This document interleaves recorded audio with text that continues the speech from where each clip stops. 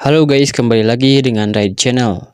Terima kasih buat teman-teman yang udah selalu setia nonton video-video di channel ini. Dan langsung saja gas Raja Pemborosan. Setelah Jinglong asik memanen uang dari setiap perusahaan yang dia miliki, betapa terkejutnya saat dia datang ke tempat judi. Karena di sana sudah ada berbaris tentara-tentara patroli yang sedang ingin menyita tempat judi milik Jinglong. Beralih ke dalam ruangan tempat judi Jinglong, sebuah gelas pecah karena dilempar oleh seseorang yang merupakan pemimpin dari tentara patroli tersebut. Terlihat seorang wanita memohon dan meminta penjelasan tentang apa kesalahan tempat judi yang mereka kelola. Lalu seseorang bernama Hammeng yang merupakan pemimpin ratusan tentara patroli itu berkata, "Ada ataupun tidak ada salah, aku tidak peduli, yang penting diperiksa dulu." Wanita itu pun menjelaskan bahwa di tempat judi mereka ada saham milik Tuan Muda Jinglong. Namun dengan angkuhnya, Hammeng berkata, "Tuan Muda Jinglong itu yang mana? Tuan Muda Jinglong merupakan anak Chow Gugong," ucap wanita itu. Lalu dicekeklah wanita itu oleh Hammeng sambil berkata, "Kamu pikir dengan menggunakan nama Chow Gugong aku akan takut, ha?" Lalu terdengar suara tepuk tangan dari belakang Hammeng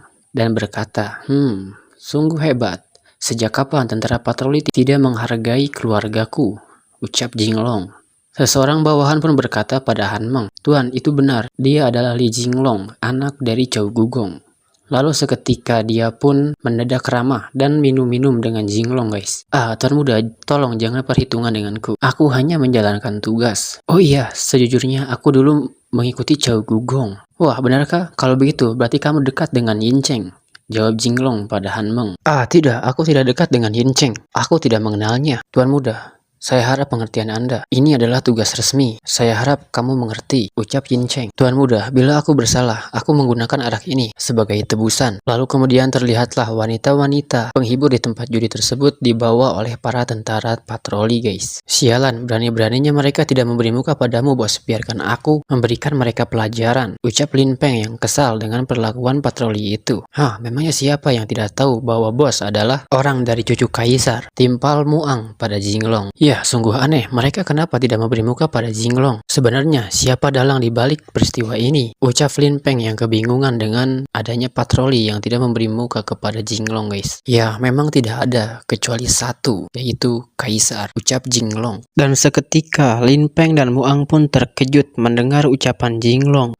Ini tidak mungkin, ucap Lin Peng. Ya, memang betul, dari dulu tentara patroli merupakan budak dari keluarga kekaisaran. Dan kali ini mereka bahkan berani tidak memberi muka pada anak Chow Gugong. Oh iya, orang terakhir yang diperlakukan seperti ini adalah Jenderal Besar Lan Yu. Karena kejahatan dan pengkhianatan, dia ditangkap oleh tentara patroli dan dibasmi 9 keturunan. Tidak mungkin, Kaisar dia. Sebelum melanjutkan ucapannya, Lin Peng pun langsung ditutup mulutnya oleh Muang. Lalu ada seseorang utusan dari tentara ratusan patroli memberikan sebuah surat. Jinglong pun langsung merobek-robek surat tersebut setelah membacanya, karena isi surat tersebut meminta Jinglong untuk mencari pendukung yang lebih kuat, atau lebih tepatnya, tentara ratusan patroli menantang Jinglong agar mereka bisa menghentikan kegiatan mereka yang akan menyita semua perusahaan milik Jinglong, guys.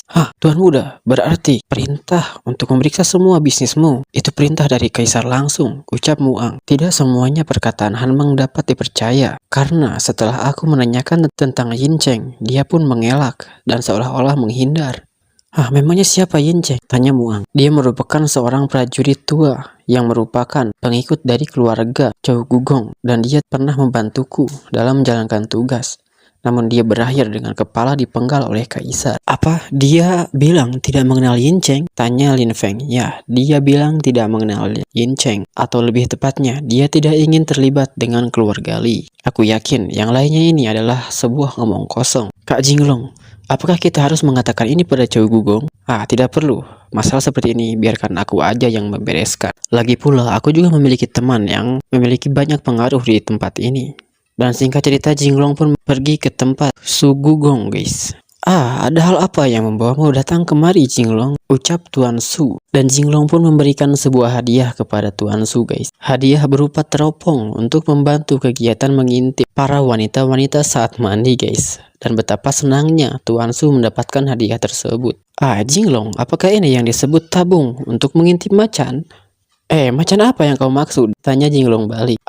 Tuan muda, dia mulai lagi, ucap seorang bawahan. Lalu singkatnya, Tuan Su pun mencoba untuk mengintip seseorang yang sedang berganti pakaian, guys. Seorang wanita tentunya. Wah, di mana?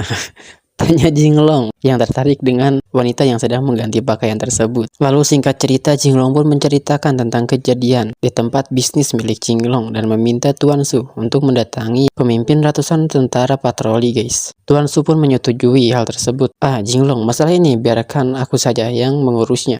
Jinglong, jika kau memiliki alat ini, lalu mengapa dulu kau mengintip Linding ke kamar mandinya? Kakak Su, pria sejati tidak mengungkit masa lalu. Oke, aku tidak akan ungkit lagi, jawab Tuan Su, guys. Hahaha, syukurlah ada benda dewa ini. Nanti malam aku harus mengintip wanita di keluarga mana ya, ucap Tuan Su yang memiliki rencana akan menggunakan teropong itu mengintip, guys. Luar biasa, guys ya. Singkat cerita, Jinglong pun pergi meninggalkan tempat Su Gugong, guys. Dan dia pun akan pergi ke tempat grup yang bernama Meiba yang dulu dia ciptakan. Scene pun beralih kepada Niu yang menghampiri tempat ayahnya, guys. Ayah, ada hal baik, teriak Niu yang berlari menghampiri ayahnya. Hei, pergi keluar, teriak Tuan Niu. Baik, ayah, aku akan pergi, ucap Niu. Bukan kau yang pergi, tapi dia. Dan terlihatlah seseorang wanita yang keluar dari ranjang Tuan Niu, guys. Yang ternyata Tuan Niu sedang bercocok tanam, guys. Diganggu oleh si Niu, guys. Kasihan ya. Ayah, tidak kusangka kau sungguh sangat pekerja keras. Maafkan aku telah mengganggumu, ucap Niu. Tidak apa-apa. Ada apa kau kesini? Tanya Tuan Niu pada Niuar.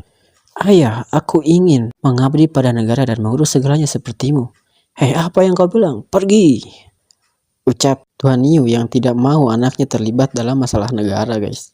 Karena itu sungguh sangat berbahaya. Lalu Xin pun berpindah kepada Lou Jian yang mendatangi markas tentara patroli bermaksud untuk menemui pemimpin dari tentara patroli tersebut. Namun sayang, dengan kedudukan dan status yang dia miliki tidak membuat dua pengawal dari tentara patroli tersebut menghargai Lou Jian. Perdebatan pun terus dilakukan oleh dua tentara tersebut dan berakhir dengan Lou Jian yang dipukuli habis-habisan, guys. Setelah babak belur, Lou Jian pun pergi menemui Jinglong dan mengatakan semua yang terjadi di tempat tentara patroli tersebut, guys. Jinglong pun tak menyangka tentara patroli berani tidak memberikan muka kepada Lou Jian yang merupakan salah satu orang kekaisaran. Lou Jian pun tidak mengerti dengan tentara patroli yang tidak memberi muka terhadapnya. Bukan hanya tidak memberi muka, tapi dia juga memberikanku pukulan yang seperti ini sehingga membuat wajah tampanku menjadi jelek, Jinglong. Kau harus memberiku keadilan, Jinglong. Jinglong pun berencana untuk mengatakan masalah ini kepada cucu kaisar. Namun hal tersebut juga ditolak oleh Lou Jian. Jangan. Tentara patroli adalah orang-orang dari kaisar. Kita tidak bisa mengusiknya, ucap Lou Jian pada Jinglong. Bahkan mereka tidak memberikan muka pada Gu Jian. Apakah kaisar benar-benar ingin menghancurkan bisnisku kali ini? Tapi kenapa? Ujar Jinglong dalam hati yang kebingungan dengan peristiwa ini. Lalu singkatnya, Jinglong pun menemui Kakak Su dan hal yang serupa pun terjadi. Kakak Su memberikan hadiah yang diberikan Jinglong tempo hari. Kakak Su pun minta maaf pada Jinglong karena dia juga tidak bisa membantu dengan masalah ini. Kakak Su ataupun Tuan Su pun pergi dari tempat Jinglong. Lalu kemudian dukun cabul pun datang dengan sungguh sangat tergesa-gesa. Tuan, aku. Namun saat dia melihat Jinglong yang sedang dipijiti oleh tiga wanita cantik, guys, Peng Sisi, Luan Yu dan Ning sungguh sangat terkejut. Apa ini? Tuan, kamu berhasil membuat akur wanita-wanita itu? Tanya dukun cabul, guys. Ya, mungkin karena Jinglong frustasi sehingga dia pun melampiaskannya pada wanita-wanita itu, guys. Jinglong pun berkata, ya, sebenarnya aku ingin menyembunyikan kehebatanku dan ingin menjadi rendah hati, namun kekuatanku tidak mengizinkannya, ucap Jinglong yang sungguh sangat mengkeren, guys. Ya, aku juga sebenarnya ingin mencintai seorang wanita seumur hidupku. Tapi nona-nona ini, sebelum dia melanjutkan ucapannya, tiga kaki menendang bokong dari si Jinglong, guys. Hei, kau ingin cari mati ya? Apakah kau sudah bosan hidup? Ucap Peng Sisi. Benar, aku juga tidak akan datang ke sini jika tidak terjadi sesuatu pada bisnismu, ucap Luan Yu. Jinglong, seharusnya kau tidak ceroboh. Seharusnya kau memusatkan pikiranmu untuk menyelesaikan masalah ini, ucap Nuna Alin. Ayo adik-adik kita pergi dulu, biarkan dia menyelesaikan masalahnya sendiri, ucap Peng Sisi yang nampaknya sudah menganggap kedua wanita itu menjadi adiknya guys. Aduh, Jinglong, Jinglong. Au, pinggangku, ucap Jinglong yang kesakitan. Tuan, aku sungguh sangat kagum kepadamu dalam melayani wanita. Hei, tahukah kau, aku tidak melakukan apapun. Aku juga tidak mengerti mengapa banyak wanita yang menyukaiku, ucap Jinglong. Tuan muda, itu karena kau tampan, masih muda, kaya, dan statusmu tidak biasa. Dan juga kau memiliki investasi yang sungguh sangat stabil. Memangnya siapa yang tidak menginginkannya? Oh iya, benar juga. Tidak kusangka, aku sungguh sangat rendah hati, tapi tidak bisa menutupinya. Ya, kau sungguh sangat berbakat, seperti bintang di langit malam. Kau sungguh sangat bersinar. Pujian-pujian pun dikeluarkan oleh dukun cabul guys, untuk menjilat Jinglong tentunya. Sudahlah. Bukannya aku tidak suka dengan pujianmu dan tidak ingin mendengarnya, tapi sebaiknya kau bicara dengan serius. Lalu tiba-tiba saja dengan entengnya dukun cabul berkata, Tuan muda, bisnismu akan berakhir. Singkatnya, dukun cabul menceritakan tentang apa yang dia lihat. Semua tentara patroli berbondong-bondong menyita setiap bisnis yang dimiliki Jinglong. Hal itu pun membuat Jinglong sungguh sangat kesal. Jinglong pun berkata, ternyata mereka berani mengganggu bisnisku. Ya, aku juga tidak mengerti dan tidak paham memangnya siapa dalang di balik semua ini, jawab dukun cabul. Sekarang selain bisnis sabun, semua bisnis tuan muda telah berakhir. Tunggu sebentar, kenapa hanya bisnis sabun yang tidak disegel, jawab Jinglong. Mungkinkah, ucap Jinglong dan dukun cabul yang serempak memikirkan hal yang sama, yaitu sabun batang yang digunakan untuk colai guys. Lalu mereka berdua pun memperbaiki sikapnya. Bicara serius. Ada beberapa hal yang tidak boleh kita bahas sembarangan, ucap Jinglong dan dukun cabul. Tuan muda, jika seekor binatang terlihat seperti bebek, maka dipastikan dia adalah bebek. Saat berlari pun dia adalah bebek. Lalu dia adalah, tanya Jinglong. Ya, lalu dia pasti adalah bebek, ucap dukun cabul.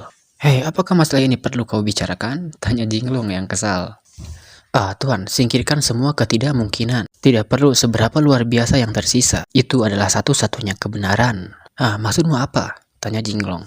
Dan terlihatlah ayah Jinglong yang sedang mendengarkan percakapan antara Jinglong dan dukun cabul guys. Lalu Sin pun memperlihatkan Komandan Jiang Ying, yang merupakan komandan tentara patroli kelas 3. Dan beberapa orang yang sedang memberikan hormat kepadanya. Lalu terlihat seorang pemimpin ratusan tentara patroli di luar, yang sedang diejek oleh bawahannya. Tuan, mengapa kau tidak masuk ke dalam, Hei, jangankan aku, bahkan wakil pemimpin dari 1000 pasukan pun tidak berani masuk ke dalam. Orang-orang di dalam adalah orang-orang yang besar. Lalu Sin pun beralih lagi ke kediaman keluarga Li. Terlihat Muang yang datang ke ruangan Jinglong. Betapa terkejutnya saat dia melihat Jinglong dan dukun cabul sedang berangkulan. Jinglong berkata, pendeta, tahu kau suka yang panjang atau yang pendek? Ilmuwan mengatakan bahwa yang panjang jauh lebih baik. Kau memiliki wawasan, jawab Jinglong. Diperbesar ataupun diperkecil itu adalah masalah, tetapi menurutku pria sejati akan memilih yang diperbesar. Hal itu pun membuat Muang sungguh kena mental guys. Kakak Jinglong, apa yang kalian lakukan?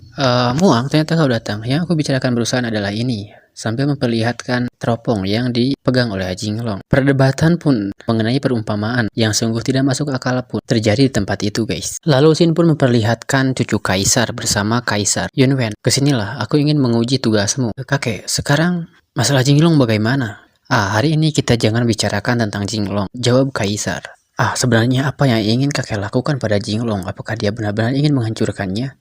Gumam cucu kaisar dalam hati. Lalu kemudian Sin pun memperlihatkan Luan Yu yang mendatangi markas tentara patroli dengan membawa sebilah pedang. Seorang bawahan pun menghadang Luan Yu dan mengatakan untuk pergi, dan mengatakan bahwa pemimpin tidak ada di tempat tersebut. Tidak terima dengan ucapan tersebut, Luan Yu pun marah guys. Dan di tengah keributan tersebut datanglah seseorang yang berkata, siapa yang berani membuat keributan di tempatku? Ternyata dia adalah Zhou Yang, pemimpin pasukan 100 tentara patroli. Lalu Han Meng dengan angkuhnya berkata, siapa yang berani membuat keributan di tempat ini? Mengapa kalian tidak mengusirnya? Seseorang pun berkata pada Luan Yu, Nona, sebaiknya kamu pergi, ini bukan tempat yang seharusnya kau datangi. Hei, aku adalah putri dari menteri militer. Aku protes, kalian berani meremehkanku. Lalu seperti biasa dengan angkuhnya Han Meng berkata, Jangankan putri militer, bahkan jika kau adalah militer itu sendiri, memangnya kenapa? Tentara patroli adalah tentara kekaisaran. Di sini bahkan ular pun melingkar di hadapanku dan harimau bersujud kepadaku. Ucap Han Meng yang sungguh sangat arogan, guys. Dan betapa terkejutnya setelah dia mengatakan hal tersebut karena melihat Luan Yu yang sungguh sangat dekat dengan pemimpin yang dia hormati. Hei, menteri kita ya adalah mentorku dan Luan Yu adalah adik seperguruanku. Hei bodoh, lihat, apa kau masih mau menggangguku? Ejek Luan Yu pada Han Meng dan terlihat Han Meng pun kena mental, guys. Luan Yu, mengapa kau datang ke sini? Hei, apakah tidak boleh aku menemui kakak seperguruanku? Departemen Tentara Patroli bukan tempat yang bisa kamu datangi. Apakah kau datang untuk Jinglong? Dan dengan pipi yang merona, Luan Yu pun berkata, bukan. Hei, kalau bukan untuk Jinglong, memangnya untuk siapa lagi? Jangan pikir aku tidak mengerti dirimu. Ucap Zhou Yang pada Luan Yu, guys. Ia pun mengingat waktu dulu Ki Luan Yu menceritakan seseorang yang ingin diberikan pelajaran olehnya, yang ternyata orang yang dimaksud Luan Yu adalah Jinglong, sambil memperlihatkan foto Jinglong, guys. Luan Yu, selama beberapa tahun ini ternyata kamu tidak berubah. Mulutmu tajam seperti pisau, namun hatimu lembek seperti tahu, ujar Zhou Yang pada Luan Yu, guys.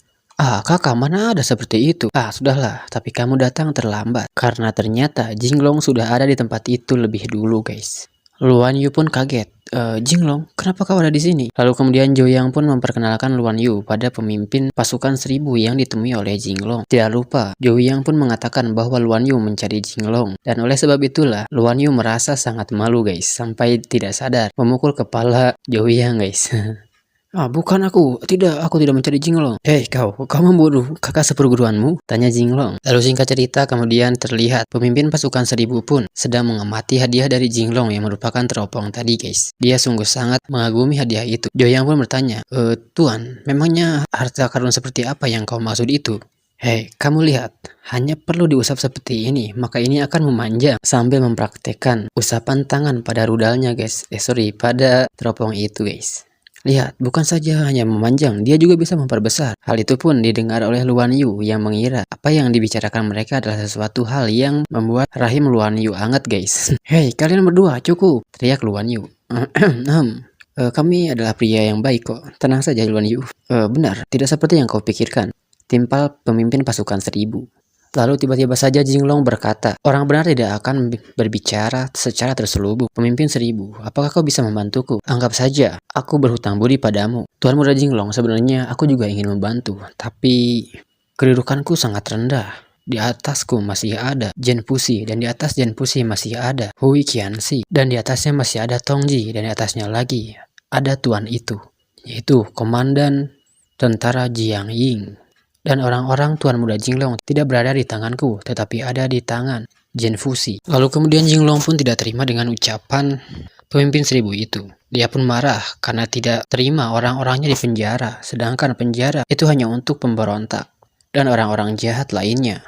Dan lagi, penjara bawah tanah sudah dihapus oleh kaisar. Mengapa kalian penjarakan orang-orangku, ha? Ah, Tuan Muda Jinglong, mengenai itu, coba Tuan Muda pikirkan baik-baik. Lalu Ki Luan Yu pun berkata, kecuali yang mulia kaisar berbicara, memangnya siapa yang berani mendirikan penjara lagi? Atau mungkinkah? Lalu kemudian Jinglong pun pergi sambil tidak lupa mengambil lagi teropong yang dia berikan pada pemimpin 1000. Pemimpin 1000 pun tidak terima. Tuan, kalau mau pergi ya pergi saja. Mengapa kau harus membawa lagi hadiah yang kau berikan? Ah, aku tidak memerlukanmu. Kalau tidak bisa membantu, kenapa aku harus memberikanmu hadiah?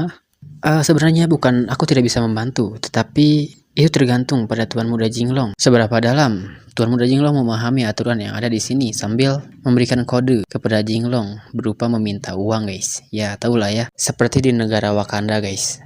Segalanya kalah dengan uang. Berikut penegak hukum yang disebut laler hijau, guys. Hei, apakah kau bicara aturan denganku? Ucap Jinglong yang geram dengan sikap pemimpin 1000 itu.